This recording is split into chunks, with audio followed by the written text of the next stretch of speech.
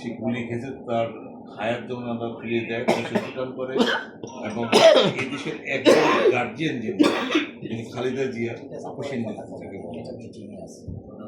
তার সুস্থতা কামনা করে এবং যারা আমরা সবাই সুস্থতা কামনা করে এবং যারা মুসলিমদের প্রবীণ লোকজন আছে তাদের জন্য আমরা হায়াত করে এই দিকে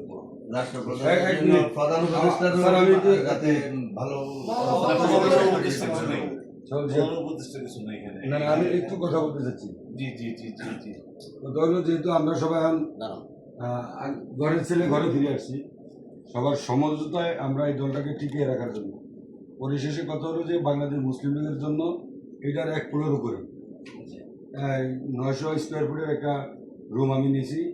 যদি আপনারা অনুমতি দেন, ভাড়ার জন্য আপনাদের চিন্তা করতে হবে না। আমি মুসলিম লীগের সাইনবোর্ড লাগাইয়া উপরে সে অফিসটা চালাতে চাই, যদি আপনাদের অনুমতি থাকে।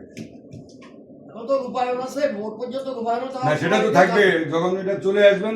এখন থেকে আপনাদের জন্য মুক্ত, যখন আপনারা আসেন এখনো করতে পারবেন।